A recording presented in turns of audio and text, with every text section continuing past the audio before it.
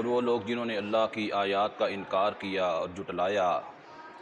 وہ جہنم کے رہنے والے ہیں، ہمیشہ اسی کے اندر رہیں گے۔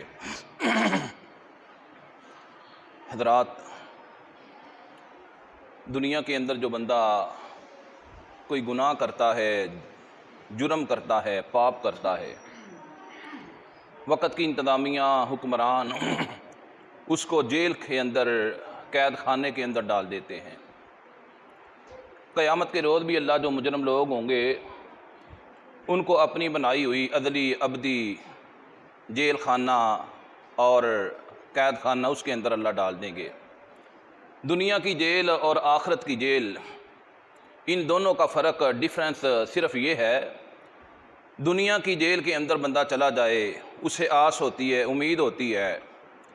بلکہ یوں کہہ لیں قتل کا مجرم بھی ہو اسے بھی امید ہوتی ہے کہ پیچھے سے اگر پیسہ لگ گیا تو میرا کام ہو جائے گا۔ لیکن اللہ تعالیٰ اپنے قرآن پاک کے اندر ارشاد فرماتے ہیں 3 چیزیں ہوتی ہیں جس کی وجہ سے بندہ جیل سے چھٹکارا پاتا ہے۔ سفارش کی وجہ سے، رشوت کی وجہ سے، کوئی ذاتی تعلق ہو، مددگار ہو کوئی، یہ 3 وجوہات ہوتی ہیں۔ اللہ فرماتے ہیں وَلَا يُقْبَلُ مِنْهَا شَفَاعَةٌ وَلَا يُؤْخَذُ مِنْهَا عَدْلٌ وَلَا هُمْ يُنصَرُونَ، نہ ان سے کوئی سفارش قبول کی جائے گی، نہ کوئی بدلہ یعنی رشوت لی جائے گی، نہ کوئی ان کا مددگار ہوگا، نہ ان کی مدد کی جائے گی۔ تو اس دن کی تیاری کے لیے اللہ تعالیٰ کے قرآن پاک اور محمد رسول اللہ صلی اللہ علیہ وسلم آپ کے فرمودات، ان کے مطابق چلنا، یہ انسان کے لیے حد لازمی ہے۔ اللہ تعالیٰ اپنے قرآن پاک کے 30ویں سپارے کی سورہ نبا کے اندر ارشاد فرماتے ہیں اِنَّ جَهَنَّمَ كَانَتْ مِرْصَادًا، جہنم گاد لگا کے بیٹھی ہوئی ہے۔ جس طرح کوئی شکاری داؤ لگا کے بیٹھا ہوتا ہے کہ جو ہی موقع بنا تو میں نے اپنے شکار کو اپنے منہ کے اندر دبوچ لینا ہے، جہنم بھی گاد لگا کے بیٹھی ہوئی ہے، لابسین فیہا احقابا، اور یہ جہنمیوں کا ایک بہت برا ٹھکانہ ہے، ہاں، اور اس کے اندر وہ جو ہے صدیوں کے لیے اور قرنوں کے لیے، لمبی چوڑی مدت کے لیے جہنمی اس کے اندر رہیں گے۔ اس کے اندر نکلنے کا ان کے لیے کوئی راستہ، کوئی ذریعہ، کوئی سبب نہ ہے، نہ ہو سکتا ہے۔ اور اللہ تعالیٰ کی ذات نے ارشاد فرمایا قرآن پاک کے اندر، بندہ دنیا کے اندر آگ لگ جائے نا، پیچھے یہ 6-7 سال پہلے کی بات ہے، گرجاک روڈ کے اوپر یہ جو ٹینکیاں رکھ کر نا پٹرول والی لوگ پٹرول بیچتے تھے، ایک دکان کے اوپر آگ لگ گئی، ایک نوجوان کو آگ پڑ گئی، وہ بچا رہا، لیکن جو ہی آگ اس کے دل تک پہنچی اس کا کام تمام ہو گیا۔ دنیا کے اندر انسان زخمی ہو جائے، زخم دل تک پہنچ جائے، بندہ مر جاتا ہے۔ آگ لگ جائے، آگ اس کے دل تک پہنچ جائے، بندہ مر جاتا ہے۔ انسان کو کینسر ہو جائے، کینسر کا اثر جو ہے وہ انسان کے دل تک اگر پہنچ جائے بندہ مر جاتا ہے۔ لیکن اللہ تعالیٰ کی ذات ارشاد فرماتے ہیں نار اللہ الموقدہ، اللہ کی جلائی ہوئی، سلگائی ہوئی اور بڑکائی ہوئی آگ اس طرح کی آگ ہے اللاتی تطلع علی الافئدہ، جو دلوں تک پہنچ جائے گی۔ یعنی ہونا تو یہ چاہیے آگ دل تک پہنچ گئی، دل جل جائے، دل راکھ ہو جائے، بندہ مر جائے، لیکن وہاں پر موت نہیں آئے گی۔ انہا علیہم مؤصدہ فی امد ممددہ، اللہ فرماتے ہیں اس آگ کے ارد گرد لمبے چوڑے ستون ہم بنا دیں گے، ستونوں کے اندر ان کو بند کر دیا جائے گا، جس طرح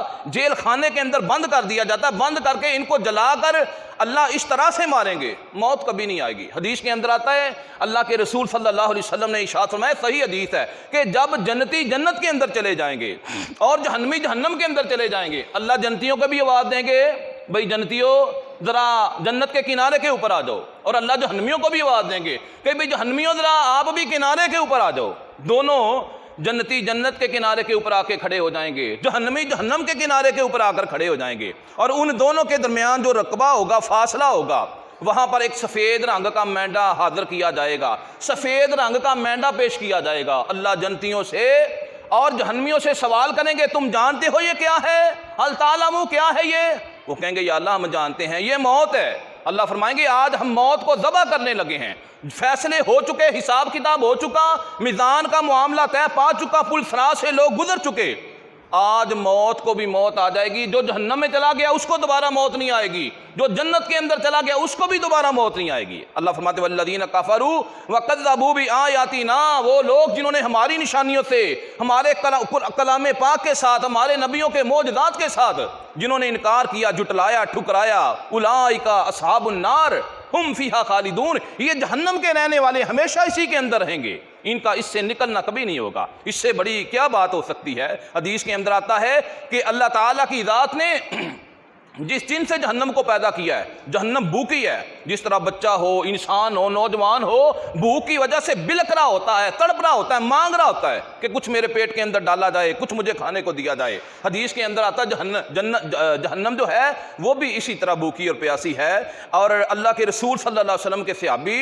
حضرت ابو ہریرہ رضی اللہ تعالیٰ عنہ وہ فرماتے ہیں کہ مسلم کی روایت ہے، کہتے ایک دفعہ ہم رسول اللہ صلی اللہ علیہ وسلم کے پاس تشریف فرما تھے، اچانک ہم نے ایک زوردار دھماکے کی بھونچال کی آواز سنی۔ اللہ کے رسول نے کہا صحابہ تم کو پتہ ہے یہ جو آواز تم نے سنی ہے کس چیز کی آواز ہے؟ صحابہ نے کہا اللہ اس کے رسول بہتر جانتے ہیں۔ اللہ کے رسول نے فرمایا یہ ایک بہت بڑا پتھر تھا جو جہنم کے کنارے سے گرایا گیا تھا، جہنم کے اندر 70 سال پہلے گرایا گیا تھا، 70 سال گزرنے کے بعد اب وہ جا کر جہنم کی تہہ تک پہنچا ہے۔ آپ اندازہ لگا لیں جہنم کا پیٹ کتنا بڑا ہوگا اور جہنم کے پیٹ کے اندر کتنا سپیس اور کتنی گنجائش اور کتنی بھوک اس کو جو ہے محسوس ہو رہی ہوگی۔ قیامت کے دن اللہ تعالیٰ کی ذات جب سارے جہنمیوں کو، سارے کافروں کو، سارے عیسائیوں کو، سارے مشرکوں کو، سارے منافقین کو، سارے نافرمانوں کو اور جو مجرمین کو جب اللہ تعالیٰ کی ذات جہنم کے اندر پھینک دیں گے، اللہ سوال کریں گے۔ اللہ کا کلام کہتا ہے وَنَقُولُ هَلْ امْتَلَأْتِ، اے جہنم تمہارا پیٹ بھر گیا ہے،